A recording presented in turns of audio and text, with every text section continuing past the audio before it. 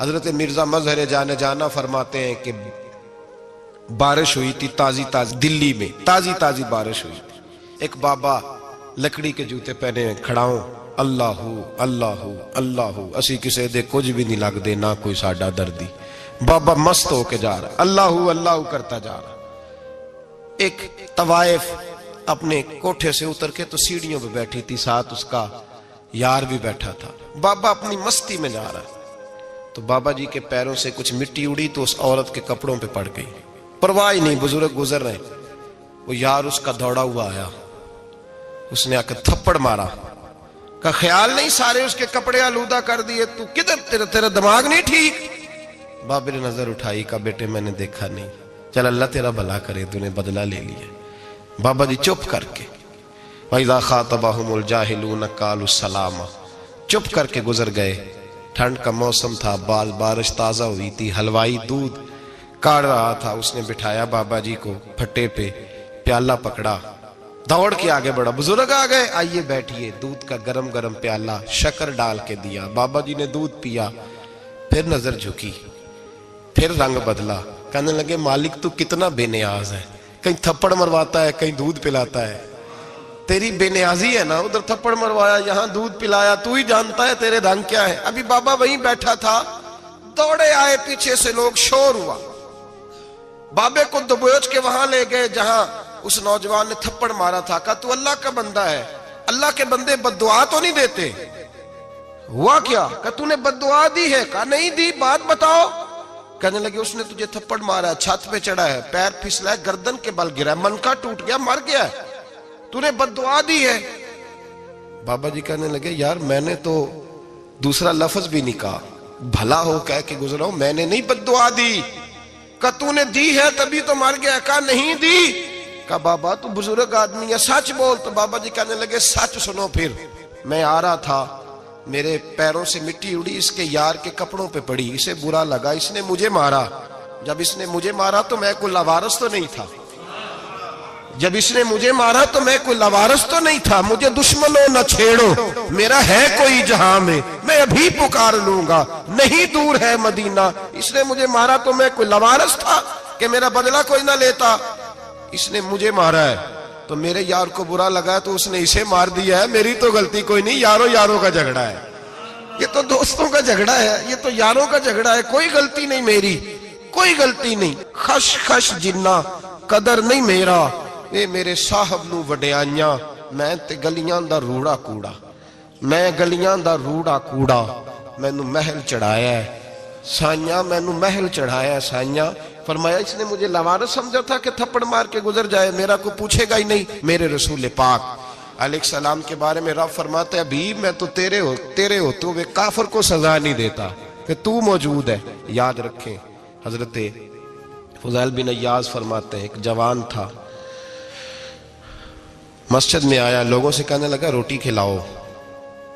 کسی نے توجہ نہ کی. اس نے کہا میں رب بتانے والا ہوں، میری طرف دیکھو تو صحیح. کسی شخص نے خیال ہی نہ کیا. پھر اس نے کہا یار تھوڑا سوچو. نمازیوں سے کہا، اہل علاقہ سے کہا، انہوں نے کہا تیری طرح کے بڑے درویش دیکھیں. مسجد کے محراب میں وہ رب کریم کا بندہ انتقال کر گیا. جب فوت ہو گیا نا، لوگوں کا مزاج ہے، بیمار کو دوائی نہیں دیتے، جنازے پہ وقت پہ پہنچ جاتے. جب کوئی گر رہا ہوتا ہے تو سہارا کوئی نہیں دیتا، جب کوئی گر جاتا ہے ٹانگ ٹوٹ جاتی ہے تو تیمارداری کو زمانہ پہنچ جاتا ہے. اور بزرگ وہ نوجوان اللہ کا نیک بندہ مسجد کے محراب میں فوت ہو گیا. حضرت فضیل ابن عیاض کہتے ہیں امام صاحب نے اعلان کیا چندہ دو، کوئی لاوارث فوت ہو گیا، کفن دینا. چندہ کٹھا ہوا، کفن خریدا، جنازہ پڑا. عشاء کے بعد دفن کر کے آئے. فجر کی نماز کے لیے جب امام اور مؤذن مسجد میں آئے تو چیخیں مارنے لگے، تڑپنے لگے. دور دور تک آوازیں پھیل گئی، دنیا دوڑی آئی. کیا ہوا؟ کہنے لگے وہ جو تم نے کفن پہنایا تھا وہ یہاں پڑا ہوا ہے، اور دیکھو کفن پہ تحریر لکھی ہے. تحریر کیا ہے؟ عرش کے مالک نے فرمایا میرے دوست نے روٹی مانگی تم نے دی نہیں، اس نے تمہیں میرے قریب کرنے کے لیے اپنی طرف توجہ کرائی، تم نے کی نہیں. اور میرا یار تمہارے کفن کا محتاج تھا، سنبھال کے رکھو اپنا کفن، میں نے اسے جنت کا لباس عطا فرما دیا، سنبھال کے رکھو. یہ کوئی لاوارثوں کا ٹولہ ہے؟ یاد رکھیں جو وارث والے ہیں، وارث والے ان کا رنگ اور ہے، جو ماننے والے ہیں ان کا مزاج اور ہے۔ اپنی زندگی لوارثوں کی طرح نہیں گزارے، تھوڑا سا ادھر گیا تھا تو پھر تھوڑا سا ادھر گیا تھا تو تھوڑا سا، یہ کیا بات ہوئی، یہ کیا بات ہوئی؟ اپنے آپ کو، اپنی نسبت کو، اپنے عقیدے کو مضبوط رکھیں۔ 1 انچ کے لیے اعلیٰ حضرت فاضل بریلوی رحمت اللہ علیہ کے مکان کی دیوار گر گئی، ایک کونا مکان کا، آپ جانتے ہیں پرانی دیواریں چھوٹی ہوتی تھی اور بارشوں میں اکثر گھروں کی دیواریں گری ہوئی ہوتی تھی، ایک سائیڈ کی دیوار گر گئی تو اس کونے میں ہندوؤں کا گھر تھا۔ اب مستری صاحب رات کو آئے، ان سے بات ہوئی تو کہنے لگے سویرے کام شروع کروں گا۔ کہا 1-2 صاحب نے کہ ہندوؤں کا گھر ساتھ ہے اور وہ دشمن بھی بڑے زیادہ ہیں، تو رات کو ہی ہو جائے۔ کہنے لگا جی نہیں، میری مجبوری ہے، مزدور کہاں سے لاؤں گا، بڑے معاملات ہیں، سویرے شروع ہوگی۔ اب رات کو مولانا ظفر الدین بہاری علیہ رحمہ کہتے ہیں بچے مدرسے کے، باقی سارے لوگ، سب کو جمع کیا گیا، چونکہ اس طرف سے تھوڑا خطرہ تھا ہندوؤں کی جانب سے۔ کہا جناب یہ بڑے دشمن ہیں اسلام کے، تو اس طرح کرو کہ 2-3 بچوں کی ڈیوٹی لگائیں یا کچھ لوگوں کی یہاں رات کو پہرا دیا جائے، ٹھنڈ بھی بڑی زیادہ تھی، کھڑا ہونا بھی مشکل تھا۔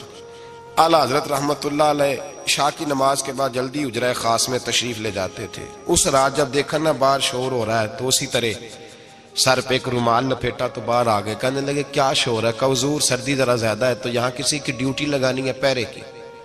2 منٹ خاموش رہے، پھر فرمانے لگے کوئی ضرورت نہیں، جاؤ سو جاؤ سارے جا کے، کوئی ضرورت نہیں، جاؤ اپنے اپنے گھروں کو، کوئی حاجت نہیں، پہنچ جاؤ۔ کہا حضور مہربانی کرے، وہ طے ہونے لگا تھا۔ فرمایا میری وجہ سے کیوں کوئی ساری رات بیدار رہے، جاؤ تمہیں کہا نا آرام کرو۔ لوگ سو گئے۔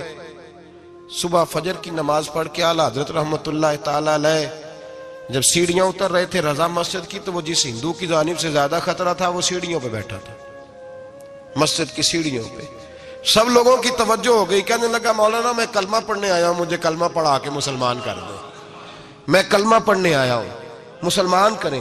لوگوں کی توجہ، اعلیٰ فرمانے لگے نہیں ابھی تو انتظار کر، تھوڑی دیر کے اچھی طرح سوچ لے، جذباتی فیصلہ نہ کر کہ تو آ رہا ہے۔ یہ کہہ کے جب 2 سیڑھیاں نیچے اترے اس کے پاس سے تو اس نے پیر تھام لیے، کہنے لگا اب ایسے تو نہ کرو، رونے لگا۔ اعلیٰ حضرت رحمت اللہ نے کلمہ پڑھایا، کچھ باتوں کی نصیحت فرمائی، تشریف لے گئے۔ گھیرنے والے گھیر کے بیٹھ گئے، کہنے لگے ہمیں بھی بتا بدلہ کیسے ہے۔ کہنے لگا دیوار گر گئی، آدھی رات کے وقت، آدھی رات تک انتظار کرتا رہا، پہرے دار کوئی نہیں، تو 2 تلواریں لے کر جب میں ان کے مکان کی جانب بڑھا، میں نے کہا آج گردن کاٹوں گا اور کاٹ کر کے نکلوں گا۔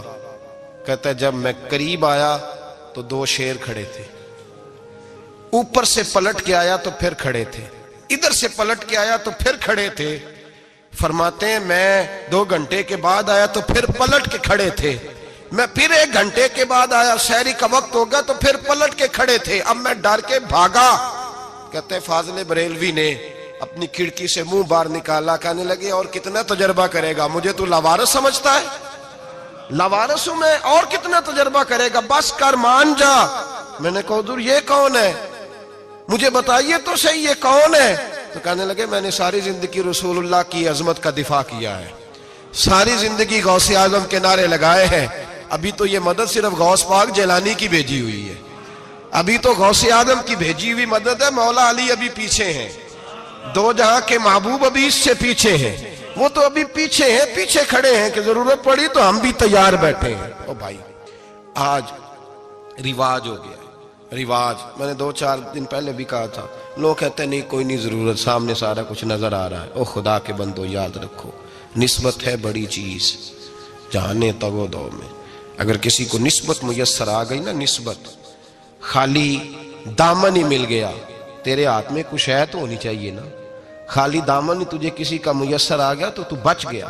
اپنی نسبتوں کی حفاظت کریں، ان کو مضبوط کریں، ان پر محنت کریں، ان پر توجہ رکھیں۔ یہ نسبت جو ہوتی ہے نا، نسبت، یہ دیکھیں نا ایک گتا ہے، عام کتاب کو لگا ہوا ہے تو جہاں مرضی رکھ دو، اس کی کوئی قدر نہیں، لیکن جو گتا قرآن مجید کو لگ گیا ہے اس کو بغیر وضو چھونا جائز ہے۔ ایک پٹھے پہ اینٹ بنی ہے جو باتھ روم میں لگ گئی، وہاں بغیر جوتے کے جایا نہیں جا سکتا، اور جو مسجد میں لگ گئی وہاں جوتے پہن کے جایا نہیں جا سکتا. یہ نسبت ہے بڑی چیز. اگر میسر آئے نصیب ہو اپنی نسبت کو مضبوط کر کے رکھا کریں, اس کی جولانی کا مظاہرہ کیا کریں. اس نسبت میں روز توانائی آنی چاہیے. میں آپ کو بڑی ذمہ داری کے ساتھ ایک بات بتاتا ہوں تجربے کی. ہمیں جتنا کسی نے آ کے کہا ہے نا نسبت کے خلاف, ہماری نسبت اس سے زیادہ مضبوط ہوئی. ہمیں جتنا کسی نے آ کے کہا ہے نا جی آپ کو کیا ملا, آپ کو کیا ملا, تو ہم نے اتنا کہا یار جیسے جیسے تو کہتا جاتا ہے ہماری تو نسبت میں اضافہ ہوتا جاتا ہے, ہمارا تو مزاج بدلتا جاتا ہے. روز ایک نیا پردہ کھلتا ہے, روز ایک نیا رنگ واضح ہوتا ہے, روز ایک نئی توانائی. ابھی تھوڑے دن کی بات ہے, ایک مولانا شرف الدین صاحب ہے, مفتی صاحب, میرے حضرت صاحب کے مرید ہوئے. مفتی تھے, عالم آدمی تھے, سرکار تاج الشریعہ. ہمارے شیخ سے بیعت کی. اب ہمارے حضرت صاحب کا اس وقت حال وہی ہے, وَرَأَيْتَ النَّاسَ يَدْخُلُونَ فِي دِينِ اللَّهِ أَفْوَاجًا. اب فوجوں کی فوجیں لوگ آتے ہیں. ہم نے دیکھا ہے صرف خالی مرید ہونے والے بار سینکڑوں کی تعداد میں ہزاروں لوگ بیٹھے ہیں کہ صرف بیعت اتنا کہہ دیں ہم نے قبول کیا. اس عالم میں, اور جہاں حضرت صاحب کا اعلان ہو جائے کہ تشریف لا رہے ہیں, وہاں لاکھوں کا مجمع جمع ہو جاتا ہے, اور ایک جھلک دیکھنے کو لوگ ترستے رہتے ہیں. یہ کیفیت ہم نے دیکھی. وہ دور گزر گیا. کبھی ایسا بھی ہوتا تھا ایک میں ہوتا تھا, ایک تو ہوتا تھا, اور تیسری تنہائی ہوتی تھی. وہ دور بیت جاتا ہے, وہ لمحے کسی کسی کو نصیب آتے ہیں. حضرت کا وہ مولانا شرف الدین صاحب کہتے ہیں مرید ہوا, تو مرید ہوا مجمع میں, رسی حضرت پھینکتے ہیں یا چادر پھینکتے ہیں تو پکڑ کے مرید ہوا, تو ساتھ ساتھ اور چادریں باندھی تھی, لوگوں نے پکڑی ہوئی تھی. ایک مولانا, میں جب بیعت ہو کے آیا ان کو بتایا تو مجھے کہنے لگے یار تو ایسی جگہ مرید ہو گیا جو تیری بات بھی نہ سن سکیں, جن کو تو دکھڑا بھی نہ سنا سکے, جو مصروف ہی بڑے رہتے ہیں, کہاں مرید ہو گیا تو. ایسے پیر کا بیعت ہوتا جہاں تو جاتا وہ تیرے پاس آتے, گفتگو ہوتی, بات چیت ہوتی. کہتے جب انہوں نے مجھے بہت زیادہ قائل کیا نا, بہت زیادہ, تو میں نے ارادہ کر لیا. میں نے کہا بات ٹھیک ہے, بیعت کہیں اور ہونا چاہیے تھا.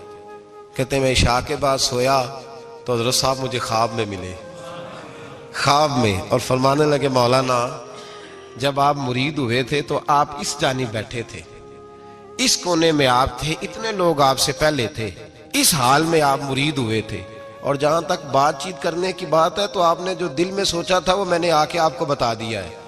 پھر بھی بڑی ضرورت ہو تو میرے صاحبزادے کا نمبر لے لیں اور فون کر لیا کریں, بات ہو جایا کرے گی. کہتے ہیں یہ ابھی بات ہو ہی رہی تھی کہ میرے دروازے پہ دستک ہوئی تو میری آنکھ کھل گئی.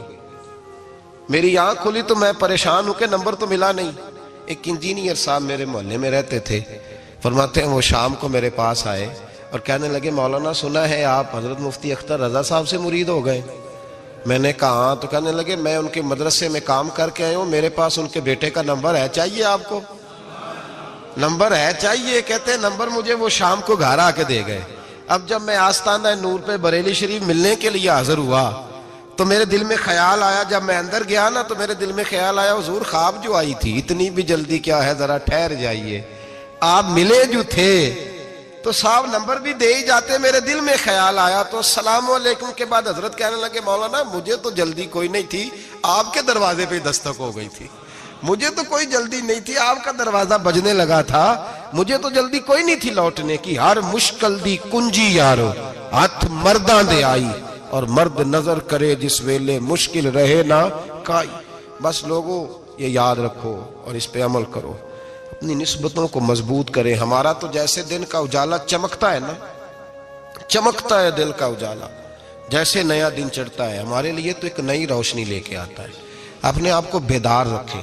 سورج اگر باہر پورا نکل آئے نا تو جو آدمی آنکھیں زور سے بند کر لے اسے کوئی شے نظر نہیں آتی. پورا سورج نکلا ہوا بھی ہو, سورج اسے نظر آئے گا جس کی اپنی آنکھیں بھی کھلی ہوں گی. تو آنکھیں نہیں کھول رہے, تو آنکھیں نہیں کھول رہے, آنکھیں, یہ شکوہ آنکھیں نہ کھولنے کا ہے, آنکھیں نہیں کھول رہے تو سورج کیسے نظر آئے گا. بات ذرا سخت ہے پر چلو آپ میرے عزیز ہیں, کر جاتا ہوں. ملا رومی رحمت اللہ تعالی علیہ فرماتے مجھ سے ایک شخص نے کہا کہ نبی پاک صلی اللہ تعالی علیہ وسلم اگر سراجم منیرہ ہے تو نظر کیوں نہیں آتے؟ تو میں نے کہا الو اگر آنکھیں بند کر لے تو اسے کوئی شے نظر نہیں آتی. آنکھیں بند کر لے تو اسے کوئی شے نظر, تو آنکھیں تو کھولنا, آنکھیں کھول. یہاں میں اپنے کمرے میں یوں پردہ آگے کر کے لائٹ بند کر کے باہر شور مچاؤں, سورج کوئی نہیں, سورج کوئی نہیں, تو مجھے کوئی بندہ کہے گا پاگل, اس طرح کر, باہر نکل. ادھر آ تجھے دکھاؤں سورج ہے کہ نہیں، تیری تو اپنی آنکھیں بند ہے۔ اقبال کہتے ہیں دل بینا بھی کر خدا سے طلب، آنکھ کا نور دل کا نور نہیں، اندر کی آنکھیں کھول، اندر اتنا اندھیرا ہے تو باہر کیسے نظر آئے گا؟ تو لوگ آنکھ ہی نہیں کھولتے، دائیں بائیں دیکھتے رہتے ہیں۔ نسبت کو مضبوط کریں۔ رب تو فرماتا ہے حبیب تو موجود ہے تو میں کافر کو بھی عذاب نہیں دیتا۔ اب یہاں خالص نسبت کا بیان ہے، خالص، یہ نہیں فرمایا کہ حبیب ان کے عمل اچھے ہیں تو میں عذاب نہیں دیتا، یہ نہیں فرمایا کہ حبیب یہاں خانہ کعبہ ہے تو میں عذاب نہیں دیتا، نسبت کی بات فرمائی، نسبت کی۔ یہ نہیں فرمایا کہ حبیب یہاں روز طواف ہوتا ہے تو عذاب نہیں دیتا، یہاں تلاوت ہوتی ہے تو فرمایا حبیب تو ہے اس لیے میں انہیں عذاب۔ مدینے میں کبھی زلزلہ نہیں آیا، پتہ ہے آپ کو؟ اس لیے نہیں آیا کہ وہاں میرے مصطفیٰ کا گنبد خضرا ہے۔ کوئی فصل وہ بیجتے نہیں، کوئی فصل بوتے نہیں، وہ کوئی فصل بھی، لیکن دنیا کی ہر شے آپ کو مدینے میں ملتی ہے۔ جو سب سے اچھا پھل کھانا چاہے اسے مدینے میں جا کے ملتا ہے، اس لیے کہ وہاں گنبد خضرا کی ہریالی موجود ہے۔ دنیا کی ہر نعمت ملتی ہے اس لیے کہ گنبد خضرا جو موجود ہے۔ تو بھائی یہ نسبتوں کی بار ہے، نسبتوں کی۔